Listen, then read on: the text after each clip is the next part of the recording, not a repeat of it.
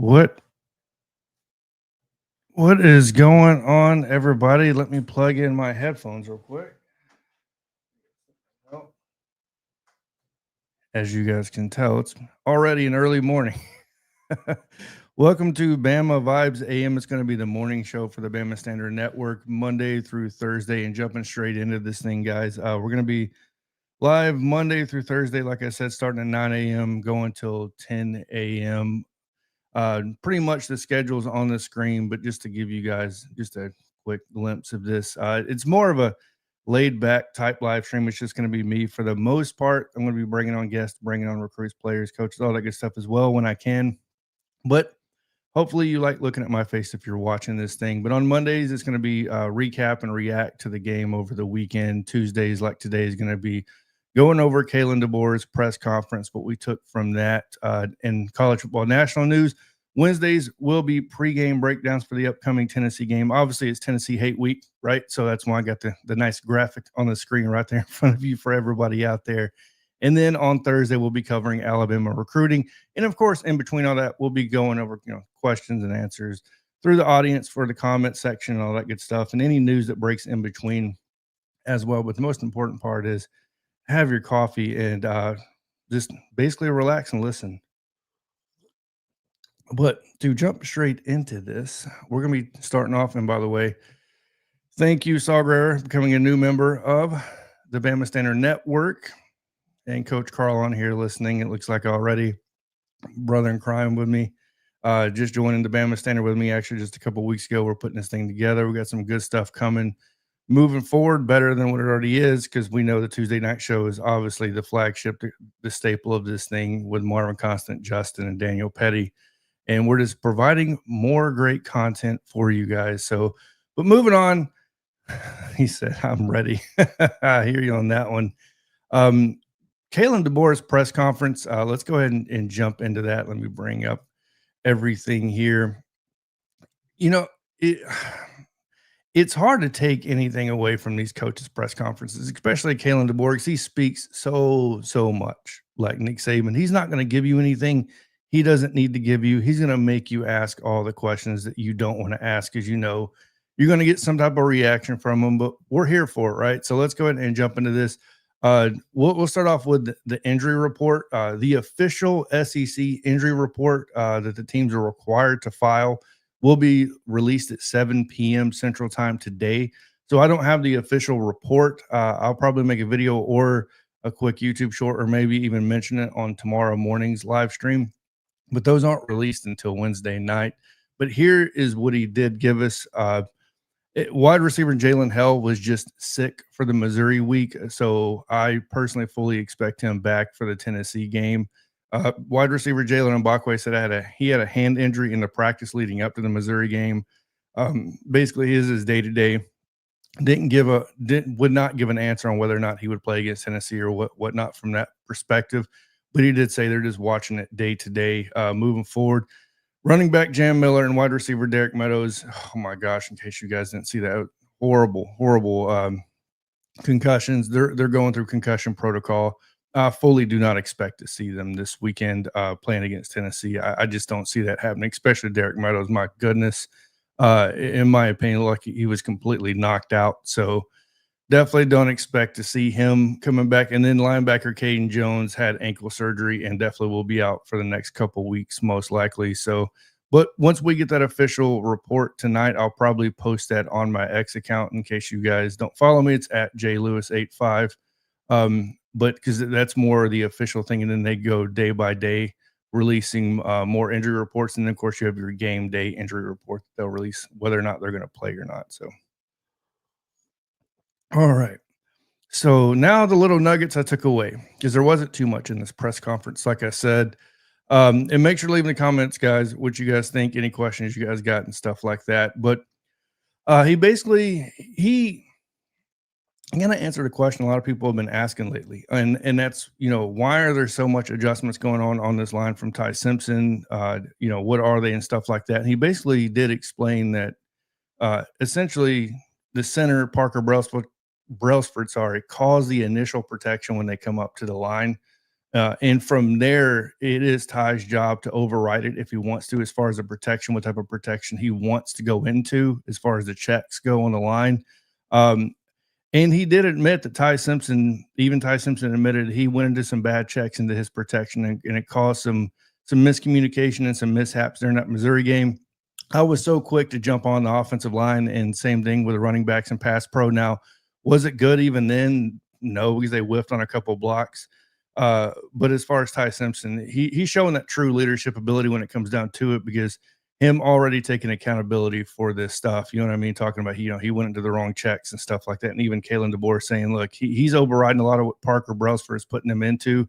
So at the end of the day, it's going to be on him when it comes down to those protections and those checks. But of course, we expect Ty Simpson at this point to say those type of things. So Jeremy Sanders, hope Jam can make it back for Saturday.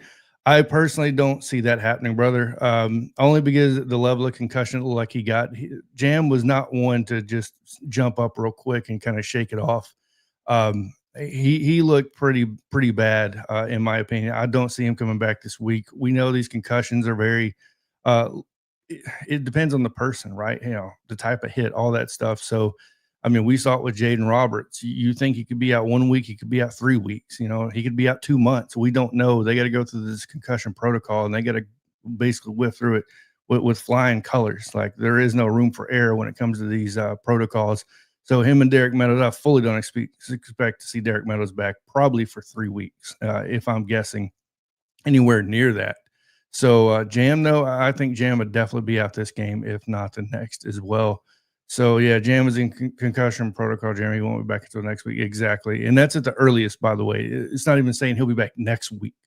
That's basically saying there's just a possibility he can come back next week, but we fully don't expect to see him there moving forward. Guessing it will be Riley and Hill.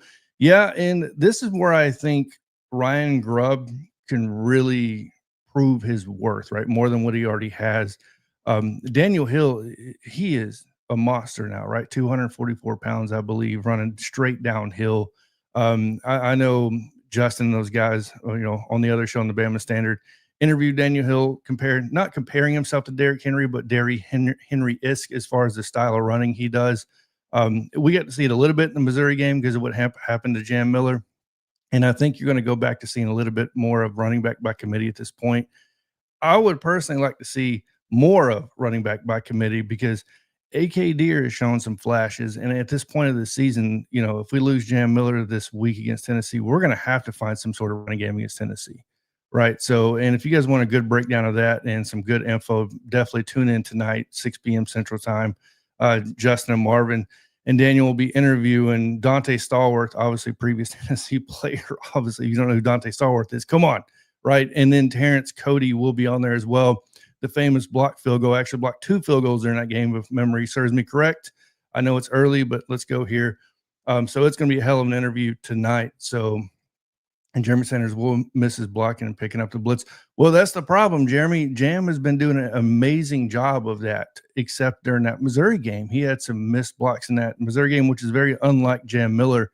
So, that was maybe the exception to the rule. It was that one game. So I'll definitely agree with you there. But keying back into this, those checks by Ty, man, this is an adjustment as a fan, because most of us are probably screaming as 5, 4, 3, hike the damn ball. You know what I mean? Like, whatever you may be doing. My uncle here does it. I have to get used to seeing it draining down to that close, because Ty he's making the checks, he's making the hot routes, whatever he's needed for the wide receivers and the protection on the O-line. Getting us in the correct play from when he sees pre-snap on that defense. And that's just something we haven't seen in the past couple of years under this Alabama offense. And it's going to take some adjusting to, because at the end of the day, I know it drives fans crazy seeing those timeouts being called, but Ty wants us in the best play possible, right? So if he's got to make checks, if he's got to call a timeout because he can't get to the line in time or whatever, I would rather us be in the correct play, in the correct protection, run the correct routes, versus just running the play and hoping and scrambling and going from there.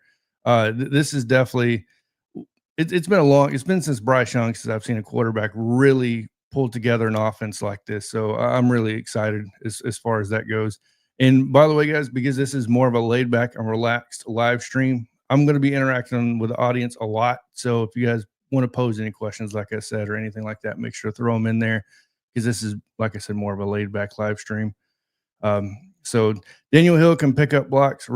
Yeah. So exactly. So Daniel Hill's he's definitely capable. That's for sure. Richard Young maybe back in the fold soon. Yeah. And he got scolded a little bit, right? So during that Louisiana Monroe game, missing a couple blocks on that one, I believe they kind of punished him for that. Could be wrong. Just my personal take. AK has definitely shown he could be the home run hitter. No doubt. He's a very dynamic running back. Missed blocks, I think, of Formby. Yeah, Formby missed a couple blocks. Definitely, I will say this too. Vandermark did struggle a little bit as well during that Missouri game. So, but moving on from that, another thing that we're going to dive into is essentially one thing Kalen DeBoer really said that stuck out to me, in my opinion, was this team is doing one thing really well this season that it didn't do last season, and it's taking all the doubt from the media and people. Look, they can sit there and say they don't watch anything on YouTube, and I believe for the most part they probably don't.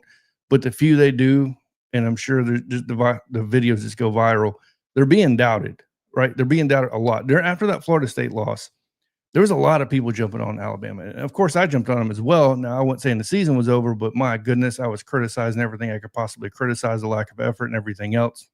And he says they're doing a really good job of taking that now and compartmentalizing it and using it as fuel through the week for practice and going into that game. Because, guys, Justin Riley made a great point when we were talking about just, I don't think anybody's given Alabama a chance in this game. Right outside of the Alabama fan base, everybody's talking about Missouri and how, Ahmad Hudson, deservingly so, one of the best running backs in the SEC with Jaden Baugh for sure. I mean, and then we get a three-headed monster coming up against Tennessee with Star Thomas, Hudson, and then Joey Aguilar can run the ball as well. So like they got we're facing some really good running backs, and the fact that we held Hudson under 60 yards, you know what I mean? Like we held both those running backs in check for the most part. Pribula, he's not going to beat you throwing the ball, right? We forced him to try to beat us throwing the ball, and it just didn't come down. But either way, Coach Carl, Formby should be replaced, but too late. He had to go through his checks early. Yeah, so and that's the thing. I like Formby. He's a great kid. He says the right things. I'm sure he practices hard. He, good grades, all that good stuff. But at the end of the day, man, you just keep getting beaten. There's got to be a line in the sand somewhere, right? Where you go, okay, Michael Carroll is that dude. He is that guy.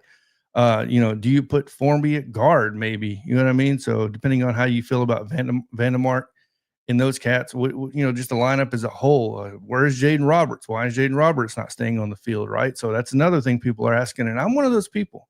You know what I mean? Like, why isn't Jaden Roberts staying on? It's very clear when Jaden Roberts is on the field with Michael Carroll, Cam Dewberry, Vandermark, right? So, and Proctor, obviously. Running to the left is not a problem. Running to the right tends to not be a problem. Like, I don't understand this lineup. It's not my job to. I don't get paid money to understand it. But I can only, as a fan, look at this and go, I see more success with one group than I do another. So, it's pretty fair to start questioning things, right? Coffee's so good. Can we just settle in on Proctor, Dewberry, Parker? Exactly. Roberts, Will, Sanders, Carroll. Bro, I would even say Jackson Lloyd. That dude has gained some weight. He's up like 310 pounds, like 6'6", I believe. I mean, let's settle in on somebody at this point, right? So it's kind of getting aggravating. Richard Connor, thanks for getting on here, brother. I'm going to the Tennessee game. It's my first game. Oh, man. I've been to Neyland Stadium, man. It's pretty wild. I'm not going to lie, but I am glad this one. I'm sure you're an Alabama fan going to Tuscaloosa for this game, but I'm going to say this: next year, please go to Neyland Stadium. Like it's a great experience. I can't stand Tennessee fans. I hate LSU fans worse, but I will give Tennessee credit when it comes to Alabama versus Tennessee. I went to my first one in Neyland a couple of years ago. It was a hell of an experience, right? So Tennessee does it like Alabama does. They do it right. The hate week is done right. I had no issues when I was there personally with the fans. Like I didn't get threatened or nothing. Was there some people talking some trash? Of course. And the T-shirts are very interesting. So we had guys selling T-shirts on the side of the street saying some pretty vulgar things about Alabama, but it is what it is, right? So great stuff. Let's see. Come on, Richard. Let's connect. Yeah, man. I'm in the student section. So yeah, Coach Carl is at most games. He has season tickets. He's a season ticket holder.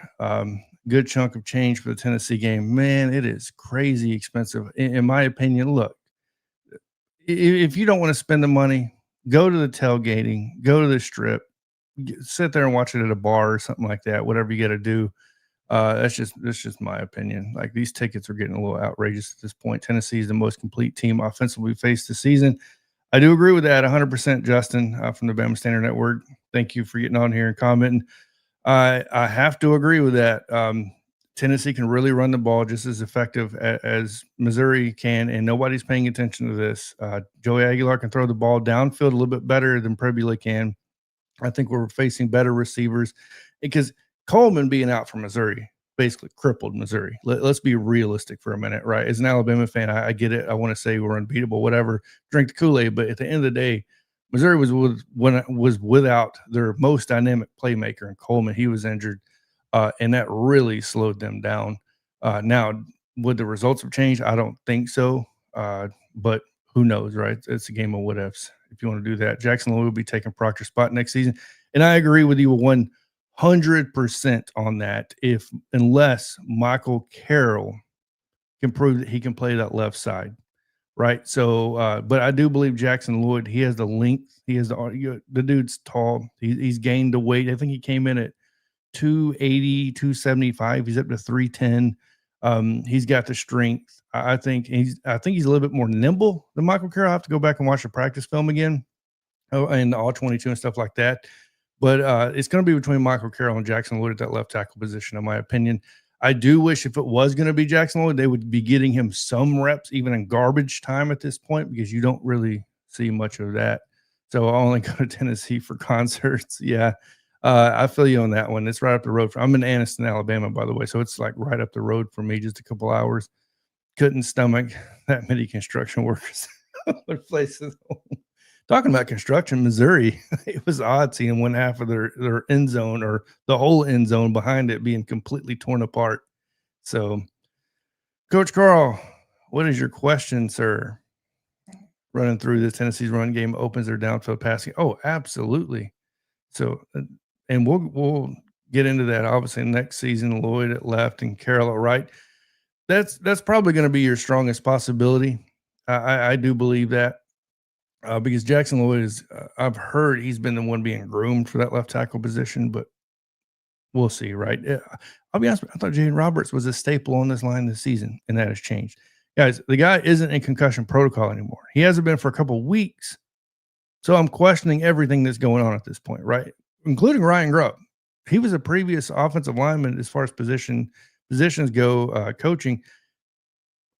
The offensive line has improved dramatically, in my opinion, from last season to this season. But, dude, where's Jaden Roberts at? Come on. Coach Carl, stop it. Stop it. He said, can I be the first guest? You can't be a guest if you're a part of the network. Crazy, man. James Clark, Roll Tide, brother. Bama Law used to practice law in Anniston, left in February 2020. That's also you left, right? When COVID hit, pretty much. I don't blame you for leaving Anniston. I left Anniston for 20 years and came back. So I joined the military, left, and then actually this past year came back to Anniston, and it seems like everything has changed from, pretty much everything around here, Oxford, Jacksonville, everything has changed to an extent. Oh, man. But moving on here, like I said, one last note before I move to the next one. Just this team's doing a good job, he said, expressing that, taking all the doubt, bottling it up, using it as motivation for the week. Well, here's the thing. It's Tennessee hate week. I don't think we should be having to do that now.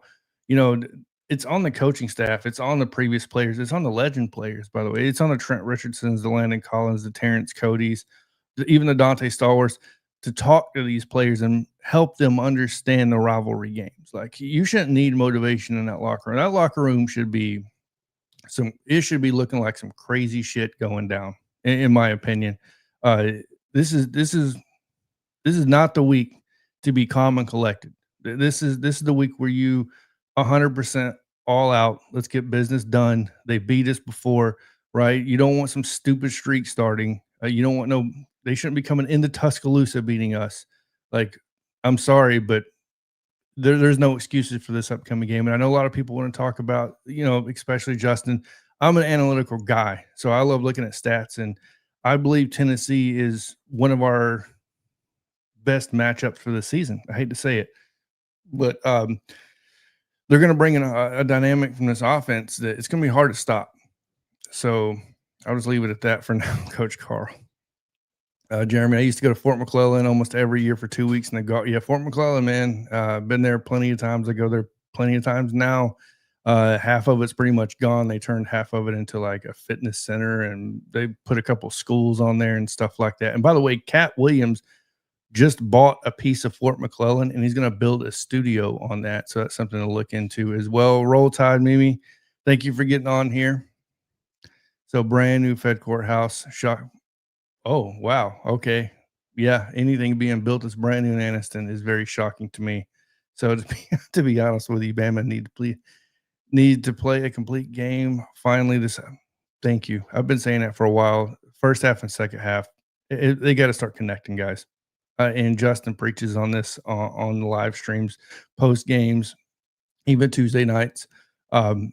We got to do a better job of maintaining that momentum from the first half and the second half, because first two drives always look amazing, right? So we usually score in the first two drives, one of them most likely, and then we'll come out in the second half. We'll end the half fairly well, and then it seems like the third. By the time we get to the third and the fourth, we start to kind of sputter a little bit. But to be fair, adjustments are being made. So jumping back into this, the last little bit of notes from the press conference from DeBoer, and I got to read this kind of off verbatim here. Explain that each player. Okay, so it basically explained that each player is monitored individually based on physical SEC competition each week. In other words, a reporter asked, with the physicality of these games in the SEC being done every week, and now that we're going to a 9-game SEC schedule, what does that look like for practice? Are they not wearing pads as much? You know what I mean? What's going on? And he basically explained that they're wearing stuff that is monitoring their health, is what I took from it. And then they adjust from that on how they practice, how often they practice, how hard they practice, and then what that snap count will look like going into that game. So when you see a higher snap count or a lower snap count from week to week, believe it or not, what he explained was that's actually adjusted to some equipment they put on these kids through the week at practice and how healthy they're looking. They're trying to keep these kids healthy, because at the end of the day, I'm going to sit here and say you need a healthy team to compete week in and week out. We already know that. But these coaches, we saw what happened to James Franklin at Penn State. You let these guys get banged up enough.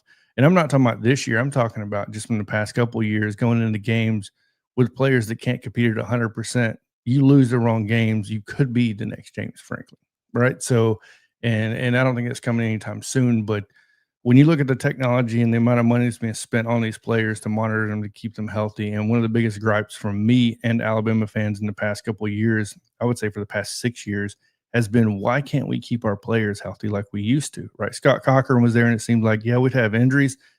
Man, I remember what year was it we had like 5 injured linebackers, like within the first week of the season. Like we had like 3 or 4 before the season started. Then we had one, and this is, I believe it was when Deontay Lawson, it was his true freshman year, right, where he started, and he was like the 5th string linebacker on the roster. And yeah, kind of went from there. It was horrible. But either way, I really want our guys to have their best game this Saturday. We're going to need our best game this Saturday to beat Tennessee. I truly do believe that. So I don't believe Tennessee's going to come in unprepared. Alex Wilder, thank you for getting on here, brother. In this game, coaches staff are going to have to be coaches. Put the players in the field. Carroll, Kirk Jr., Mustard, Dijon, yes, Reese Roll Tide. Dijon, man, Dejon Lee is really balled out this season. He's got burnt once or twice. He's a true freshman. It's definitely expected. But at the end of the day, his length and athleticism has really put us at an advantage when he's on that field. Same thing with Drake or Patrick Jr. If anything, I do is a head hunter, right? So Michael Carroll, obviously, and then QB Reese, same thing. Reese is a dog as well. So second half of this offense goes in need service model. I'm not sure why. Man, this is one of the biggest gripes from a lot of us, honestly. In the second half, it seems like we just don't want to lose the game. We're not going out there to win the game, if that makes any sense to everybody out there. So, but yeah, that's pretty much all I took away from the press conference. Let's see here and get to this last one before we move on to our next subject. Richard Connor Scott Cochran needs to come back. He ain't coming back, brother. He's at West Alabama. He's got a hell of a staff down there at West Alabama. About half the staff is previous Alabama players. So yeah, man, this is a hard one, man, because you didn't see Damani playing all the snaps in the Missouri game. I don't know if you guys paid attention or not. Look at the snap count. Lee came in and took some snaps away from a couple players. I don't have the exact snap count in front of me. I'll probably have to do that for next week. Well, when I do the post game on Mondays. So I'll definitely have that in front of me. But there was some snap counts. People got some licks taken away. And Damani was one of them. If Georgia can score 40 plus on our offense, can't do. Yeah. And that's what it's going to come down to. You know, it's going to be a tough game this Saturday, no doubt. So you just need to adapt. All gas, no brakes. Jeremy, I couldn't agree with you more, brother. I really couldn't, because I'm one of those guys. If something is working, why do we go away from it? It seems to be a trend of ours, and I get it. Sometimes I think we get a little too smart and we try to outthink ourselves, right? And I just never understand that. So he said Damani made a business decision. I know exactly what play you're talking about. For everybody listening to this, I want to make a comment on it. He's talking about the play where Damani ran himself out of the play, out of bounds when the tight end caught the ball. Damani was caught looking at the QB, right, and not the ball or the player or where he's supposed to be looking, and he ran himself out of bounds looking like he had a pair of binoculars and was just watching from the sideline versus on the field and playing. Man, that was ridiculous. And yeah, Coach Carl, can you show that decision? Are you referring to the poll I posted? Because I'm going to be doing that here in a minute. Make them stop us. Yes. I don't know. From a fan standpoint, it doesn't seem that difficult, right? It's almost like, why don't we get away from what we're doing well? You know, like Missouri, the reason why Missouri came in undefeated and everybody was touting them so much is because they stuck to what worked for them, and that was Ahmad Hudson, that was Roberts. They had a two-headed monster running back that was amazing, and Tennessee's about to give us the same dose of that, by the way, because if anybody's looking past that second-string running back, Star Thomas, you're crazy. And Joey Aguilar can run the ball. So is he as dynamic as Jalen Milroe was? Obviously not. Or as Thomas Castellanos? No, he's not as fast as him, but he definitely can take off. He's got some wheels on him, and there we go. So thank you. Thank you, LK Jr. Lee played 49 snaps, which I do believe, correct me if I'm wrong, that's the most snaps he's played all season. So Jerm had 77 to 78 snaps. I don't care what anybody says. That kid came and instantly knew and became. No, I don't believe. Besides, now I give you that, but you have to give props to Parker Brailsford coming from Washington, right? Parker Brailsford came in and has done the same thing from the O-line position, but because he's not a position-specific player, from that perspective, he's not going to get the highlights because he catches or runs or nothing or throws. I feel like he came in and did work as well. But no, you are right, man. He has done good work. Jackson played a season low at 22. Yeah, so there you go. I mean, I think the writing is very clear on the wall. I'm not going to sit here and assume things because I don't know. I'm not in that locker room, guys. I'm not talking to these coaches. I don't have connections like that, right? So, but I will say this. There are players losing snaps, and Some of us want to know why. Some of us already know that it probably should have happened before. Damani Jackson is definitely losing snaps. A lot of people will jump on him and say, well, he hasn't been performing, and Lee is performing. You know what I mean? So, and Xavier Brown's been pretty good this season. So, no doubt. I agree. We were running the ball well. Then we got to wait. Exactly, man. And I get it. We run the ball to open up the pass and all that good stuff. But Stephen M., my brother, what's going on, man? Great guy. Go make sure to follow him on X. Stephen, if you want to throw your X on here in that chat for everybody to go follow you. Does great reports, knows ball, right? So Stephen M., Coach Carl, do you buy some Keeley stock now? Man, I remember when we tried recruiting him 3 years ago. I'm glad he is home. Bro, besides London Simmons being that dude and getting excited, it took me a moment to realize that was Keeley because we haven't really had a chance to see him, right? So, man, when he had that sack, dude, ecstatic. I was happy for him. The dude's been through a lot, right? So some guys, you just have to be happy they're getting on the field now. And during the press conference, by the way, Coach DeBoer explained why he hasn't been on the field. He said Keeley is not, you know what I mean? At the end of the day, if you go watch a press conference, you're going to take him saying, well, he's getting better week to week. And, he's progressing more week to week. And now it seems like he's going to be getting more snaps. Basically, what he's saying is Keeley has struggled kind of adapting to this defense. And, he's possibly going to get more snaps because other people aren't performing to this standard. He's not going to say that. I will get on here and say that, though, right? So Coach Carl, I believe it was Coach Carl. I'm sure he has the same belief. I know Coach Sean has this belief that Yanze Pierre is doing a great job of attacking the pass rush. But when it comes to run, he's being bullied around, right? So he is not setting the edge, and that's where all that comes into play. It's at Coaching M Smith, not the Y. Smith is his X account. So Stephen dropped the Bama sermon house. There we go. Stephen M, the GOAT. Keeley is finally coming into his own as a player. Exactly. And I feel like that about a lot of these players, right? I feel like a lot of this has to do with they have to find themselves, right, in this defense, because a lot of these guys that are there now were not recruited for this defense. Was it a style of this defense? Yes, because I know a lot of people want to say, well, we didn't run a 4-2-5 under Saban when we actually did. It was just called the nickel defense with a star position. It's the exact same defense, guys. But that wasn't our base defense, right? So the 3-4 was the base defense, and it's slightly adjusted. We play more zone now, where we played not vision coverage, but I forgot what the coverage was actually called under Saban. Coach Carl, you may be able to help me out here. You know more of the defense than I do. So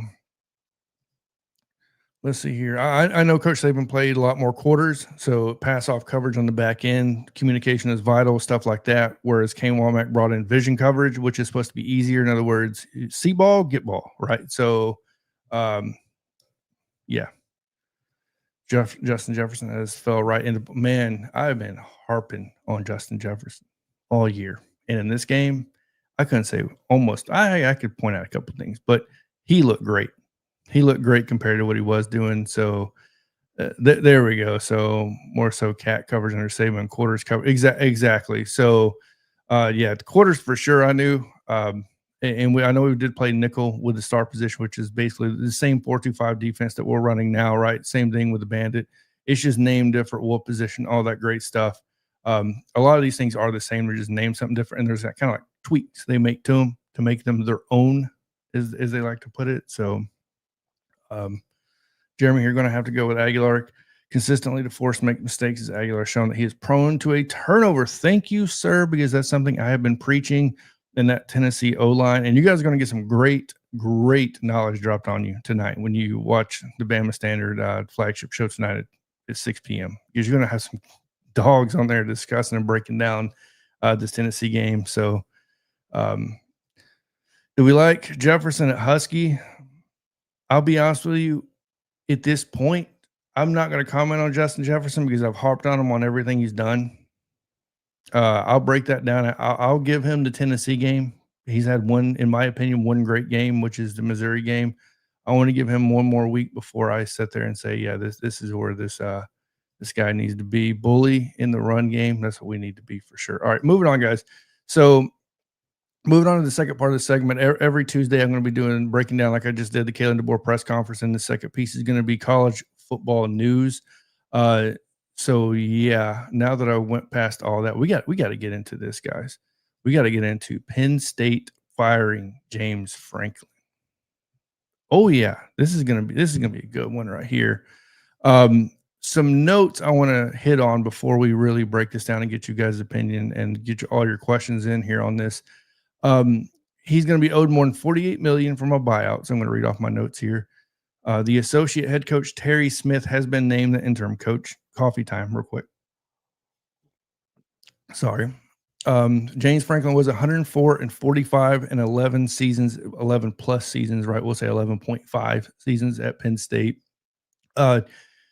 Here, this always kind of irks me to say, but he will have the second most wins in school history, only behind Rip Eagle from 1950 to 1965. I know a lot of people what they're going to say. Well, what about the guy that was there before him? They removed all his wins, guys. Joe Paterno's his name is not there anymore. I don't know if you guys realize that. They have completely removed Joe Paterno's name from Penn State. So Joe Paterno has been replaced by Rip Eagle as the most wins in school history. And now you're going to see James Franklin having the second most wins in Penn State history. Penn State loses 3 straight. The first one to Oregon, obviously, in my opinion, not a bad loss. Then they lose to winless UCLA. And then Northwestern, which I'll get into here in a minute. As a matter of fact, man, Northwestern has only beaten Western Illinois, UCLA, garbage team. We know that.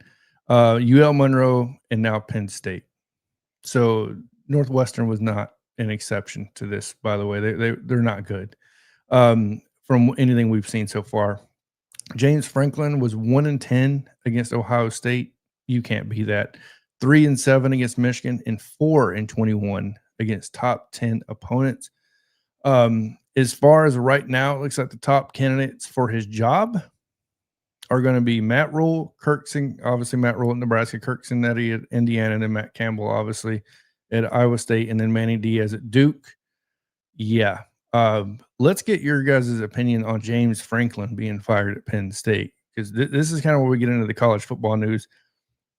There are some heavy-hitting jobs open midway through a college football season. Guys, this did not used to happen.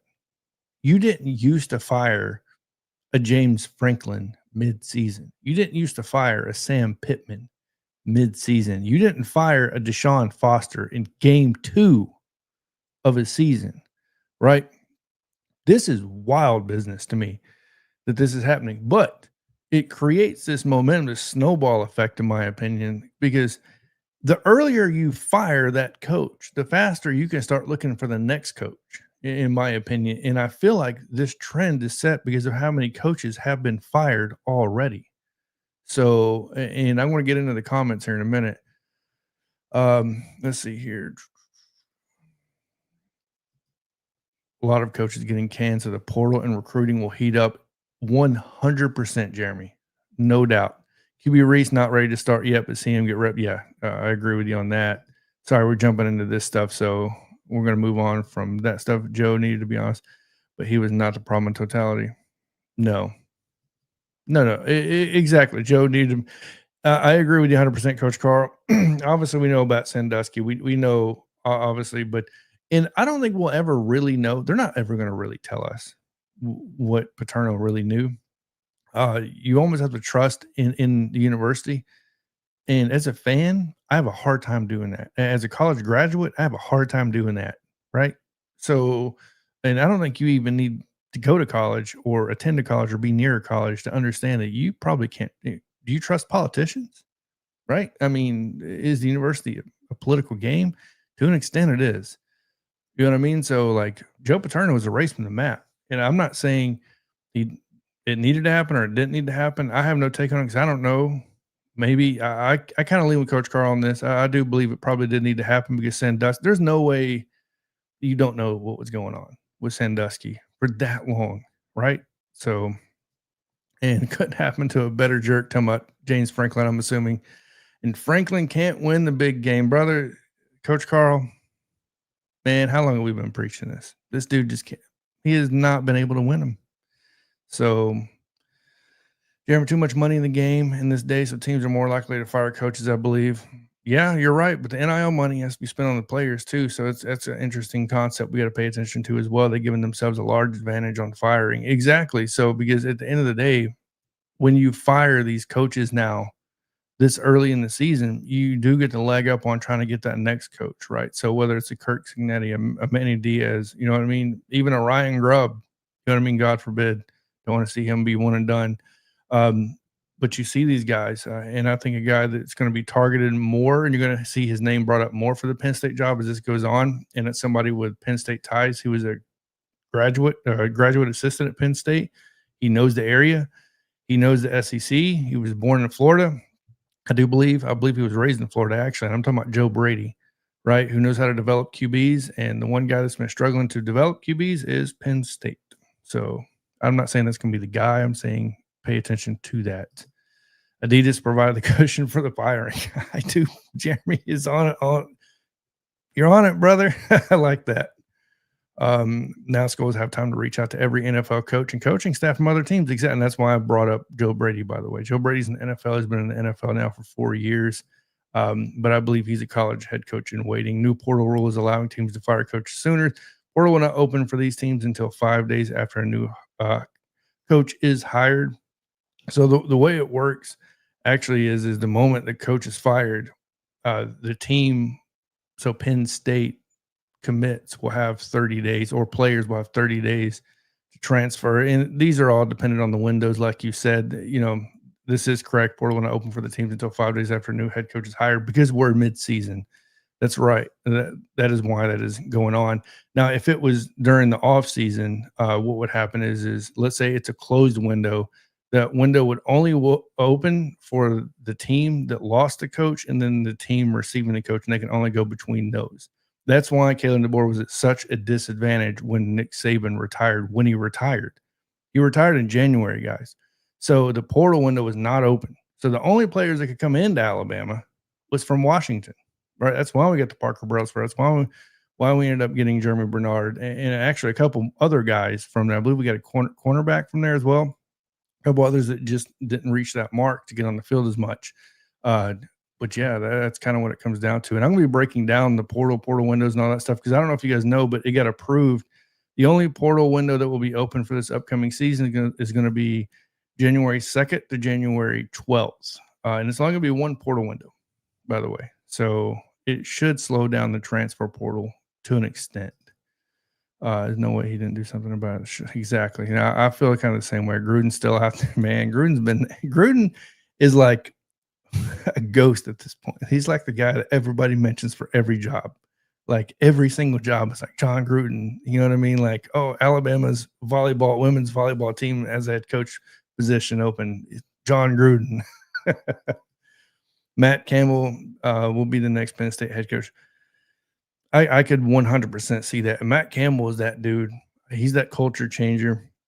I definitely enjoy Matt Campbell. I think he's an outstanding head coach. I think he would fit in really well at Penn State. Jeremy Sanders, appreciate it, brother. Hit the like button. And think about this. Portal helps the firing. No more portal jumping now. Exactly. Exactly. We're really going to break that down on Thursday when we cover recruiting. We're going to cover this portal window thing, how it's going to affect Alabama, how it's going to affect Courtney Morgan, our general manager, right, and how it's going to affect everything moving forward. Because I keep telling people to pay attention to this stuff. It's very important news that comes out when you talk about the portal because transfer rules and portal windows are so imperative when you think about how they line up to recruiting, right? So early recruiting signing day in December, the national signing day in February, how those line up play a big factor, right? In where these dudes are going to be transferring. So Travelpreneur, appreciate you getting on here, brother. Roll Tide. I like the elephant. And guys, if you haven't already, make sure to like, share, and subscribe to the channel as well. So getting more into this, Penn State firing James Franklin, not really, right? Not really a big surprise here. Um, but my question is if you're Penn State, how easy will it be to go find a coach to win you 8, 9, 10 games every season? I don't know. Coach Sean posed that on his Just My Humble Opinion JMHO Sports Talk. Make sure to go check that out. He posed that on the show we had with Brinsky last night on Sharpshooters Sports Talk. Make sure to go check that out as well. I don't know because I don't know what's going to stay for Penn State with James Franklin leaving. You know what I mean? People are already starting to decommit. So I don't know. I guess we'll find out more about that moving on. But I do want to pose this question though, guys. Well, before that, head coaching jobs that are available now: Penn State, Arkansas, UCLA, Virginia Tech, Oklahoma State, UAB, Stanford, and Kent State. Holy moly, guys. What was that? 1, 2, 3, 4, 5, 6, 7. You got 8 head coaching jobs open mid-season. I mean, that's pretty incredible to me. And then my question to you guys out there in the comment section, so make sure to comment on this. What other coaches are on your hot seat? Because I have a list here of coaches that are on my hot seat. One you may not really think of because it's just not a big name school right now, right? So could Bama pick up Knowles for an analyst position? Man, I would love to get Jim Knowles as an analyst. That would, if Knowles comes down as an analyst, that man wouldn't be staying for an analyst position, I'd hope. I'll be straight up frank with you. That dude's a real deal. When it comes to the defense, knows what the hell he knows exactly what the hell he's talking about. But no, I don't see him coming down to Alabama as an analyst position. This isn't the Nick Saban car wash anymore. Until Kalen DeBoer proves that he does that, I'm not going to give him that benefit of pulling a Knowles down to Alabama as an analyst position that makes $30,000 a year. But they lose in recruits. PSU will be different from now on because they are RBU and they have to make exactly running back friendly decision. How to find a better job is going to be serious. Exactly. Who they bring in is going to be very important to the landscape because we know how this goes, right? When you replace one coach, you got to replace that coach and that coach and that coach and that coach, right? So it's like a trickle downhill for replacing coaches. So the more firings that happen mid-season, the more of an off-season we're going to have for replacing other head coaches. Because let's say Matt Rule does go to Penn State, like everybody's wanting to predict. That means Nebraska job is open. Who goes to the Nebraska job? You know, it all kind of rolls downhill from there. Clark Lee and the Georgia Tech coaches will be hot out. Definitely. Clark Lee and Brent Key for sure. Lee is making under $5 million. I think Florida, Arkansas, Penn State, maybe Auburn. We're going to get into that right now, actually. Oregon State too. Yeah. No, you're right. I mean, there's just so many out there right now. So Clark Lee to Nebraska. Yeah. I could see that. But right now, my coach is on the hot seat. I have number one. I'm an Alabama fan, so you know I'm going to name him first. Hugh Freeze with Auburn. Get out of here with that dude. You brought him to the Plains to do one job, and he can't even do that right anymore. Hugh Freeze. Sorry, brother. Ain't it? You came here because of his offensive prowess. He got Cam Coleman. He has Singleton. He has dudes. He has studs. Don't get it twisted. But, bro, you were supposed to be the guy to develop, to bring in the QBs, the guy that can make this thing work and be dynamic. You haven't done none of that. Peyton Thorne from Michigan State, when you got him, I was questioning that decision all over the place. I'm like, well, I'm not a QB wizard. I don't know. Maybe there is something there. No. Then Jackson Arnold. I was super high on Jackson Arnold when it came to high school recruiting.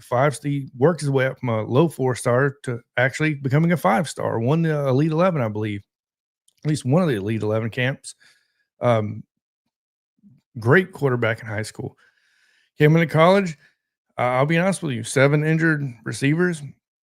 O-line wasn't worth anything in Oklahoma last year. Like, I was like, well, maybe it's not Jackson Arnold. Maybe it was just the situation he was in.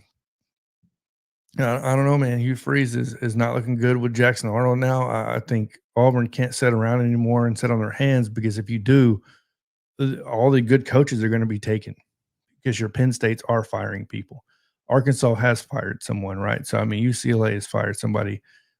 You can't sit on your hands, because if you sit on your hands, before you know it, Billy Napier may be fired, right? So, and then you're competing against whoever's wanting to go to Billy Napier, or not Billy Napier, sorry, to Florida. So, and that's my second name. So I got Hugh Freeze from Auburn on the hot seat. I got Billy Napier from Florida. Obviously, he's on the hot seat. I don't care if you just beat Texas. You just got smacked around by Texas A&M and College Station. I know it's not an easy place to play, but this team is not looking good. I'm sorry. I got Mike Norvell at Florida State now. I don't care if you just went 13-0 a couple seasons. I do not care, brother. You were 1-10 in your last 11 games in ACC play. I get it. You beat Alabama at the beginning of this season. That does not make up the fact that you can't beat ACC teams. You can't beat bottom tier ACC teams. So, which is embarrassing to me as an Alabama fan to know that you beat us. Your Super Bowl was against Alabama. That's very clear now, by the way. I can't say that enough. And I think my last one on the hot seat's got to be Luke Fickell at Wisconsin. They have lost 4 straight now. They can beat cupcake teams from FCS or East Community College of the Deaf and Blind. But guys, when it comes to actual Big Ten, when it comes to being competitive in these games, they should be competitive, at least competitive in. They're not. Plain and simple. Jeremy here with his input. Brian Kelly, Hugh Freeze, Sunbelt Billy on the hot seat. Brian Kelly's an interesting one to me because I want to give him to the end of this year to see what he does at LSU. You can't squander this year. I don't believe he can afford to squander this year, to be honest with you. You got too much talent. This is the best team you've had since you've been there, in my opinion. You got there. I've yet to see a running game. I've yet to see your defense meet the standard, even though Blake, I can't remember his last name, the new defense coordinator they went out and got, I can't remember his last name. Improved the defense for sure, but the defense is nowhere near what it needs to be to compete for a national title, in my opinion. But the run game is still, it's just not there. It's not consistent. So, if Missouri beats Auburn, it could be the end of Hugh Freeze. I absolutely agree with that, 100%. Brian Kelly has all the offensive firepower and can't put up the points, and that's my point. That's the point I'm trying to make, is like Brian Kelly has no excuses. Like, this dude is doing the least with the most. You have possibly, in my opinion, one of the most talented quarterbacks in all the SEC in Garrett Nussmeier. And people are going to say he's not as good as what people advertise him to be. That dude's going to be an NFL quarterback. He is talented.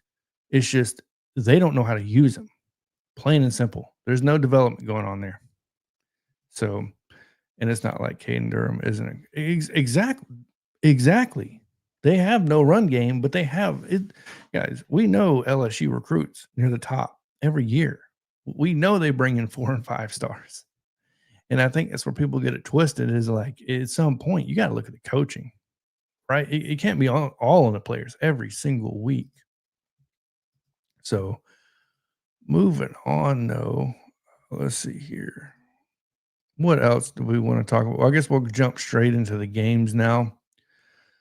And kind of get you guys' input on these games. So let's see here, go to the comment section. All right, let's. Of course, it does that. There we go. All right, let's start off with Indiana beats Oregon 30-20. Indiana has now beat Illinois and Oregon. Indiana QB Fernando Mendoza, 1,423 yards, 71.2% completion percentage, 17 TDs, 2 interceptions. A lot of people are pinning this guy near the top of the Heisman list. Him and Ty Simpson. I know Joey Aguilar's had mentions, obviously, and then Ahmad Hudson from Missouri. Yeah, there's plenty of guys to mention on here. But Mendoza and Indiana, are they a serious national title contender? That's Kirk Cignetti talks a lot of business, right? So he likes to talk. My biggest thing is, are they for real by beating Illinois and Oregon? Oregon was for real, and they shellacked Illinois, right? I believe it was like 63-10 or something like that. So I'm not discounting Indiana. I do think I'm not going to say they're a national title contender yet, but I do believe they're for real on winning the games they're supposed to win now, right? So they had an expectation of not winning the Big Ten this year, but winning like 8, in my opinion, 8 to 9 games. And I think they could get to that mark. Obviously, now I don't think it's going to be very tough for that team to get to. Let's see. I'm not a fan of Kelly or Freeze. They both have too much talent not to perform. Mimi, you're preaching to the choir. I'm telling you.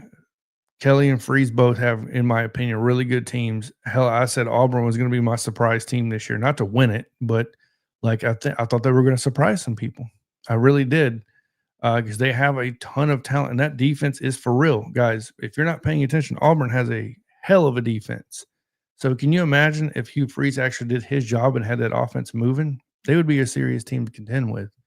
So Ron Kelly's, oh my gosh, Jeremy Sanders, Ole Miss beats Georgia in back-to-back seasons. We got the first claim of that happening. Oregon is definitely disappointing with all that money they spending on recruiting. Yeah, they've lost one game. They're not out of it yet, even though losing to Indiana in that fashion was not good. Sorry, coffee break. Moving on here. Ole Miss beats Washington State 24-21. Ole Miss, bro, you got to represent better than that. It was Washington State. Ole Miss defense, I keep saying this, and I don't know why nobody is like paying attention at all to this. Ole Miss's defense on the back end, that secondary has to improve at this point.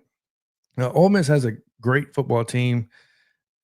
The QB is playing awesome, right? Heisman, possibly a Heisman contender at this point. Looking good, but they got to improve on the back end.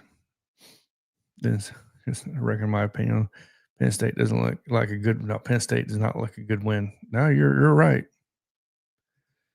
Ducks, but yeah. So Ole Miss beats Washington State 24-21. Not impressed with that. Moving on here, number 5, Texas A&M beats Florida 34-17. Look, at this point, it's very clear what happens. If you stop Jaden Ball, you stop Florida. And for some reason, Florida doesn't know how to keep giving Jaden Ball the ball. They give the ball to him 27 times. They beat Texas. They give it to him 18 times. He doesn't perform as well, and they stop going to him. For some reason, thinking Lagway was going to do something he hasn't done all season. And then they get shellacked by A&M 34-17. Don't understand that. One I do want to briefly talk about, and I want you guys' opinion on in that comment section. Texas beats number 6 Oklahoma 23-6. Bad coaching from Oklahoma. And I'm not saying it's all in the coaching, but Mateer gets out there, and you could tell Mateer does not have the zip he usually has on that ball because of his thumb just having surgery 17 days prior to the game. He's obviously bleeding, by the way, because you can see the blood all over his pants. They're white, for God's sakes. You can obviously see the blood. You can see the blood coming down the back of his hand at times as well, by the way. Why do you keep him in that game? The first 2 drives, you could tell something was wrong with him. He didn't have the zip he usually has. The balls were coming out wobbly. Like, it made no sense to me why that dude was on that field. After those first 2 drives, I thought for sure, I was like, okay, after the first 2 drives, they're putting in Michael Hawkins. For sure he's coming in the game. No. Instead, they risk that guy, possibly losing him for the entire season after coming off of a broken thumb, just having surgery. You're going to put him back on the field for the whole game to lose 23-6, looking like that? Man, I'm sorry, but Brent Venables you got to do a little bit better job than that, brother. Ben Arbuckle, you can't tell me Michael Hawkins couldn't do better than that, right? 3 interceptions in that game. I don't know. Brent Venables has to learn how to beat Texas, or how much longer does he stay there? Beat him one time so far. Oklahoma fans, alumni, boosters are not going to tolerate it. You're going to have to beat Texas, find a way, because you can't keep getting shellacked by Texas. Not at the State Fair. Sorry. The main attraction of the weekend, number 10, Georgia beats Auburn 20-10. My God. But before we move on to that, let's get to the comments. Both Ole Miss and Tennessee played around and almost got beat. Yeah, Tennessee let off the gas against Arkansas. They were up like, 3 touchdowns at one point in the fourth quarter? and they just let off the gas. And I think they were up 31-17. I can't remember what it was, but I know they let off the gas. And before I knew it, Arkansas was down by 3. So Texas A&M could be in conference. Yeah, Texas A&M looks like the real deal. Marcel Reed, man, if he gets consistent, they're going to be a dangerous team with that front 7 on the defense. My gosh, Mateer is OU's Achilles heel. Before that, I don't know, man. OU has no run game, and I think that's the biggest thing is OU doesn't have a run game. Their O-line looks better, but yeah, tough kid, but I agree. He is tough, but I get it. You want to be on that because it is a rivalry game, but at some point you hurt the team more than help them. So, and yeah, we're about to get into that here in a minute. 31-13. We're going to get into that game here in a minute, obviously. So what he's talking about is I'm assuming USC beating Michigan, right, Jeremy? But Georgia beats Auburn 20-10. The refs were the main attraction. We already know that. The possible fumble, the targeting calls that are kind of suspect. I mean, there was all types of stuff going on in that game.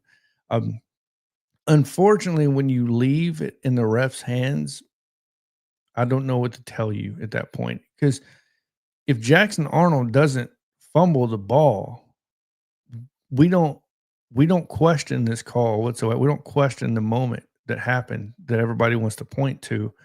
I get it. It looked like he did score a touchdown to some. It looked like it was a fumble to others.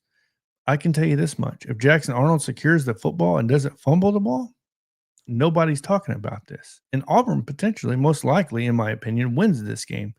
I'm not even going to say most likely. I'd say 50-50 wins this game at that point because instead of 17-0, it's 10-3, right? So 10-point swing.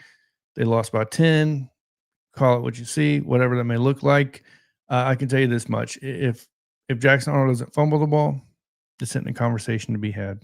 So I'll just leave it at that because we can go on and on and on. And I trust nothing that came out of that game, by the way. Auburn and Georgia look like very similar teams. Sorry. Auburn has a good defense. Georgia has a pretty good defense. I'm not saying they're great, but like their quarterbacks, Jackson Arnold, Gunnar Stockton. I mean, I think Gunner's slightly better than Jackson Arnold. You can question even that, to be honest with you. Auburn definitely has better receivers, in my opinion. Cam Coleman, Singleton. I mean, you got Zachariah Branch, Noah Thomas now. But at the end of the day, you can't fumble that ball. Sorry. Everything for OU goes through Mateer, and that is 100% correct. Oklahoma will only go as far as Mateer goes. Tennessee versus Arkansas before Arkansas came back. Yeah. 31-13. Okay, that's the score it was. That's what I thought. I knew it was some like 3 touchdown swing, something like that. I just can't remember off the top of my head. And mentioning that, number 12, Tennessee beats Arkansas. And these rankings are at the time, by the way, number 12, Tennessee at the time. Beats Arkansas 34-31. I put it's an illusion. The passing game isn't necessarily what's pushing Tennessee's offense forward. It's the run game. Guys, they got some studs at running back. You know what I mean? Joey Aguilar can run the ball. This game's not going to be as easy as what people wanted to put it out to be against Tennessee, right? So Josh Heupel has his team moving in the correct direction. I get it. They lost to Georgia. I understand that, but I'm not going to sit here and go, well, because they lost to Georgia and we beat Georgia, then they'll lose. No, I don't play that game. Plain and simple. And like LK says here, game is 60 minutes. AU was outgained after the fumble, 300 plus, 50-ish for the last. Yeah, exactly. And here's why I say it could possibly be a 50-50 chance, because I believe football is a game of momentum to some extent, right? So if you go back and look at the Alabama-Missouri game, I believe the momentum swing was us getting the turnover. So, I mean, you can even go back to earlier than that against Georgia. You know what I mean? Momentum plays a big factor in football. Somebody crossed the line with the ball. Yeah, I do, man. I personally, my personal take is I do believe he crossed. I do believe he scored a touchdown. So, Iron Bowl will be challenging, but the name of the game is Rattle Arnold. Yeah, pretty much. Exactly. Can Arnold beat you with his arm? Because that's what teams are going to force him to do. I truly believe that. Moving down the list, guys, USC beats number 15 Michigan 31-13 USC. I put USC just better than Michigan, question mark.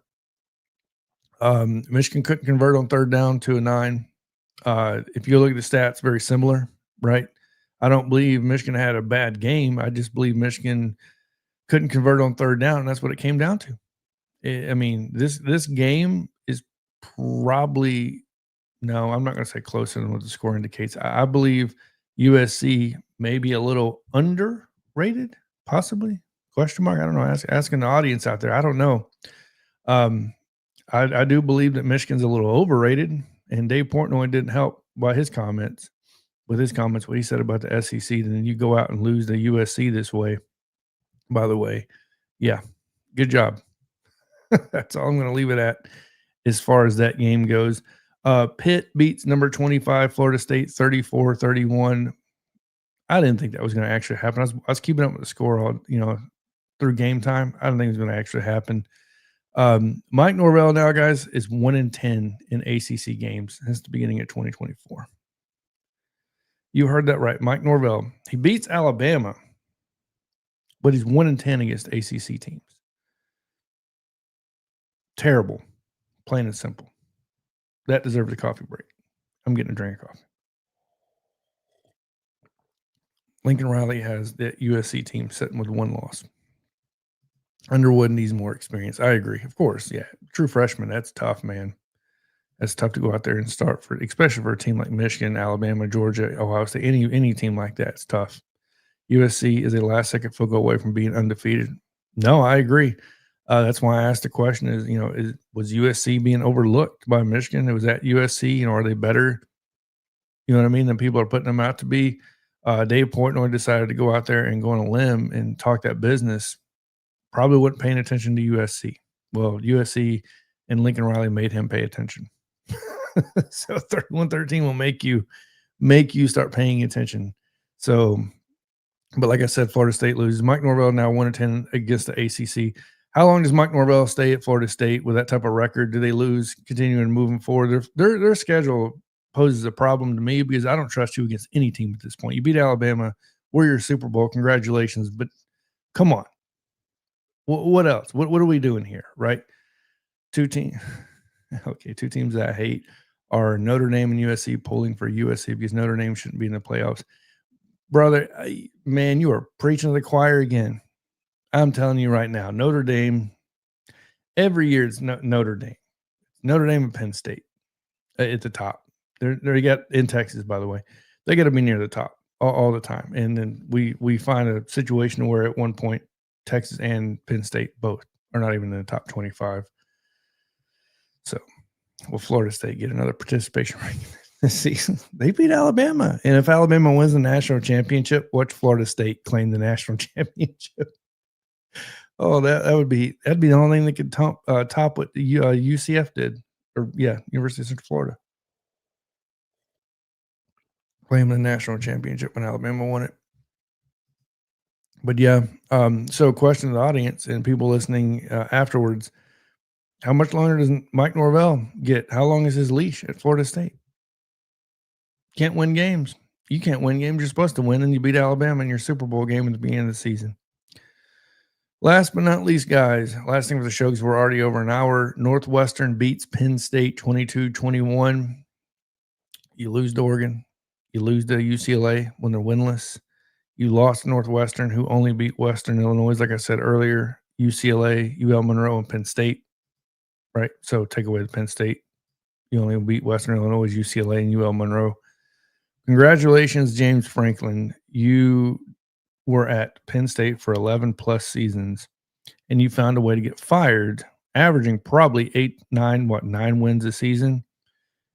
And you lose back-to-back games to UCLA and Northwestern. I can give you the Oregon loss, whatever, even though that now doesn't look that great because Oregon loses to Indiana, just like that was pointed out earlier. I don't know. They actually got a ring at the end of last season. I couldn't believe it. Man, don't even get me started on this stuff. Lynn, what's going on, brother? Glad to see you on here. Good morning, Jonathan. Glad to add you to my morning coffee morning. Bama really needed FSU to be a winning team.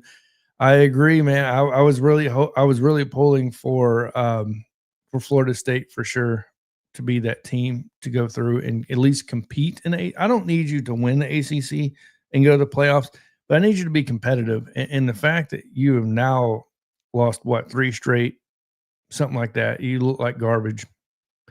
I don't know what happened to Tommy Castellanos. I don't know. The team doesn't look good. Like I said, 1-10 against ACC opponents in the last 2 seasons. You got to figure it out, or you're going to be the next guy on the chopping block, probably, if I had to guess. Penn State lost to the Journal. Yeah. That's funny. Oh, man. But that's all I have this morning. So like I said, guys, I know today is day 1 for Bama Vibes AM. Hopefully you guys do enjoy this type of content. Let me know what you want to see more of and all that good stuff. Like I said, Monday is going to be recap and react to the game over the weekend, talking Alabama only on Mondays. Tuesdays, like today, I'll do a press conference recap because Kalen DeBoer does that around noon on Monday. So I'll talk about it Tuesday morning, this morning. And then college football news.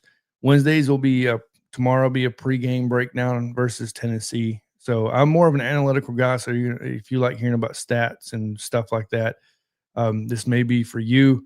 Make sure to tune in tonight at 6 p.m. Central Time. Obviously, we're going to have a great show. So it's going to be Justin Riley, Marvin Constant, obviously Daniel Petty. But the guests are top tier. We're talking about Stallworth from Tennessee, and we're talking about Terrence Cody from Alabama, right? So Dante Stallworth and Terrence Cody being the guest on tonight. So this should be interesting. Some great stuff, some great content. Bama finishes this season, then they would have to be more ranked teams than anybody. Yeah, I think Alabama is second in the country for the most ranked wins or most ranked teams played, something like that. I believe we either number 1 or number 2 in most ranked wins now. I know we have 3 in a row. We'll be 4 in a row when we beat Tennessee this weekend. Sorry, Tennessee. Same. But yeah, Terrence Cody, exactly. It's going to be some fireworks tonight. Him and Stallworth on there together. Stallworth. Oh, yeah.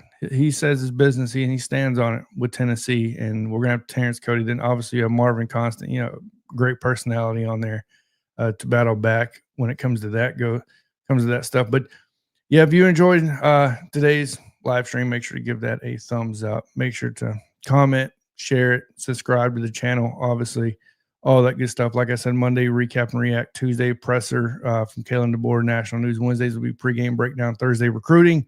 I will be on vacation next week, guys. So I'll be down in Orlando for a couple of days. So I won't be on Monday, Tuesday, or Wednesday. I'll be back next Thursday, but I will be on here tomorrow. So, yeah. Lynn, what time are you going to be on tonight? 6 p.m. Central Time. I personally won't be on tonight's show. That's why I'm doing the morning show. That way to give everybody great content out there. But Justin Riley, Marvin Constant, Daniel Petty will be on tonight with Terrence Cody. And like I said, Dante Stallworth. So it's going to be a hell of a live stream tonight. So enjoy listening to your takes. Thank you, Mr. Lewis. Obviously, Mimi, thank you. Appreciate everybody for getting in here. Greg Hames, Mimi, Lynn, Jeremy, obviously Sanders, LK Jr., Travelpreneur. Glad to see you stopping here. Stephen M. Smith stopped by. Glad to see him in here. Let me scroll up to Coach Carl, obviously. Let's see here. Greg Hames already named out. Let's see here. Alex Wilder, I appreciate you getting in here, leaving some comments. James Clark, try to call everybody out here. Richard Connor. Bama Law, appreciate you getting on here. Yeah, everybody getting on here. And obviously Justin from the Bama Standard Network as well. He was in here leaving comments. And Saul Guerrera for becoming a new member. Appreciate that as well. So we never asked for that stuff. We never asked for donations, super chats, members. It's something, if you guys want to do it, you do it. If not, we're still going to keep moving this thing forward, right? So we need to catch up before you leave. I'll be on vacation next week as well. There we go, Lynn. So yeah, no doubt, just hit me up. So we'll definitely get together. Other than that, appreciate everybody getting on here. And as always, roll down tide.